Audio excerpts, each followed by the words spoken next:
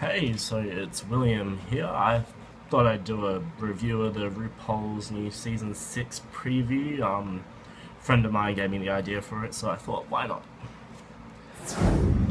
Alright, so the first queen we'll start with, we'll start with who came in first. So we had Miss Adore Delano, which she is the queen I'm rooting for this season. I'm Team Adore, Team Mermaid. I think she's gonna go far in this competition. I loved her first outfit that she walked out in. It was I've seen it before. It's one of her usual outfits, but I love the hair. I love the color, the red and the greenish blue together. It went really well. And that little flower in her hair, it just finished up the whole thing. She came in. She wasn't as shady as I thought she would be. She kept it pretty mellow throughout the whole episode. So we had Ben de la Creme. She came in second. She came running. She had a little pegs on her feet. She ran in. She made a big scene. It was great. It was adorable. You know. So yeah, her personality really bloomed straight away. I didn't care much for her in the commercials, but she grows on you really fast. So she had a pretty casual look. It was cute. She has a very Michelle Visage look to her that she seems warming.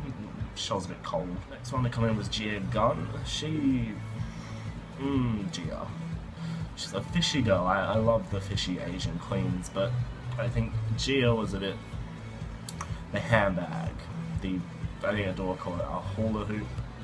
It was couture, it was something new, I guess, to walk in. Makes a statement, she was remembered for it. Very fishy. She seems a bit bitchy, but every season needs a bitch, and she might as well be pretty. April Carry On. She marched in with her jumpsuit, parachute, army fatigues. She's very fishy as well, just like Gia. And I think it's good to have a Latino, Hispanic, Latin queen who actually, she has good English skills. You can actually, you know what she's saying this time. That's what I don't like about the foreign queens that come onto the show. They're a bit, if you're going to be on the show, you need to know English. Next one I think was Vivacious.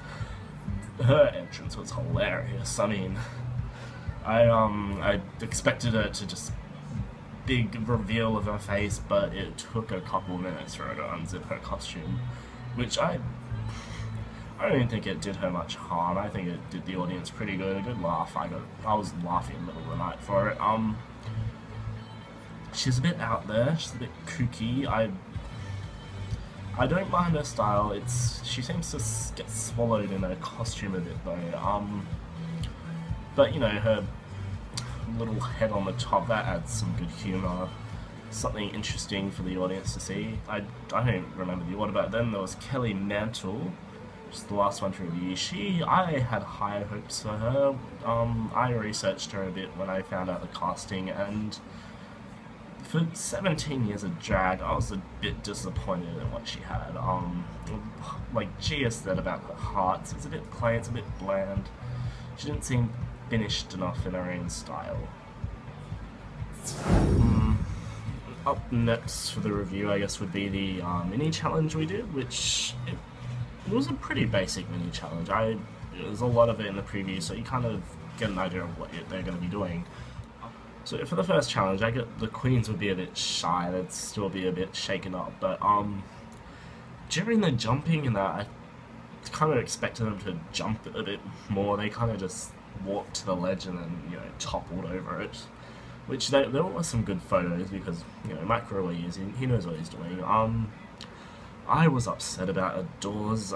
She didn't come across too well in the challenge, and it still turned out good. She didn't have some bad ones like other people, but yeah, the photos weren't too bad. I will admit Lagunja had a pretty good pose on her. She does have legs for days, hunty.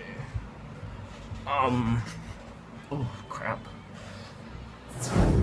So I'm just gonna jump ahead to the runway because I don't have too much to say on the challenge and the materials the queens had to use. I thought it was a bit small compared to the other season's opening challenges. So onto the runway. We I was very disappointed in the runway for this premiere. It was so low key. It was the queens weren't even finished with their outfits. So I'll get into that. So we had, can't remember the order. So we'll do just do the same order. So we had Adore's outfit. I liked her outfit. It was cute. It was adorable. Of course it wasn't finished. She admitted she couldn't sew, which is a bad move on her behalf. But I think for what she said she couldn't do, she did pretty well. I didn't agree with Rupaul calling it hideous. I think that was pretty damn shady of her. Yeah, she came across as Honey Boo Boo. You could see it in her hair. She had a painted face. It looked, you could tell the comparison. So we'll move on to Ben de la Creme. She stole the show. She was the only queen I was happy with that night. She had a finished outfit. And it was a full outfit. She had it shaped. She was padded. She was dressed top to bottom. She walked the runway well, and she owned the outfit she had. It wasn't very Golden Girls-ish, but it was something to show at least. So on to Gia Gunn. I didn't like her runway. Her silhouette was very weird. It didn't go with her walk. It was very bouncy, and then she had a big blocky silhouette. Yeah. I guess her outfit was okay. It wasn't very Kardashian-like. It seemed like half-assed Kardashian. But you know, it was an outfit. I guess it was finished, so that would explain why she was safe. It was a very mellow, kind of just like flat line that she got through. So we have Laganja Estranja. She was very disappointing. Oh god, her outfit was horrible. Her runway was just horrible. She's kind of skipping along. She's meant to be the dancer type, but that wasn't dancing. That was just bouncing and looking awkward. Her legs, she has great legs. She didn't use them well for that. I don't even get what her outfit was. It was horrible. I would say worst outfit on the runway that night. On to April Carry On. Dynasty. She did pretty well. She made it very fishy for such a macho kind of show. Yeah, I didn't mind her runway. It wasn't my favorite. It wasn't the worst. Her silhouette was a bit bulgy. Couldn't really define it very well. She knows how to paint though. I will give her that. She has a very fishy face. It reminded me of Carmen Carrera a bit. And then we have Bodacious. Ugh, God, her outfit was the second worst that night. Yeah, I couldn't get any shape from her at all. Her walk was. You could tell she almost had it going, and then the outfit kind of ruined it for her. I didn't. Yeah, I'm gonna stop there. I don't have much to say about her. And then we have Kelly Mantle. She's Kelly Mantle. Again, I was very disappointed in her. I'm hoping it was nerves or something, but she didn't seem to know what she was doing at all. Bacon petals on her chest. Her wig wasn't as bad as everyone says it was. It looked pretty good to me. I didn't mind it. But yeah, her shape and her face, it just didn't. 17 years of drag, it's just not keeping up. I guess that's it for my opinions on the RuPaul Season 6 premiere. I don't know too much about drag. I'm a very big fan, but I have a lot to learn, so don't take anything I say too seriously, because I honestly have no idea what I'm saying. This is all just personal opinion, so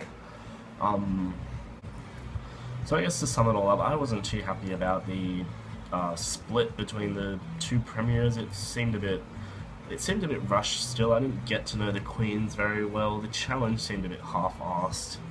I would have expected a lot better by Season 6. I mean, it didn't keep up with the previous seasons. So I'm hoping the actual premiere will give us something more than we got out of that one. And that was just like a teaser or something, hopefully. So, well, I guess we'll just have to wait until the 24th. It's not long now, kittens. So thanks for listening to my rambling. Yeah, I might post some more videos. I don't know. It depends if you guys like it or not. So thanks.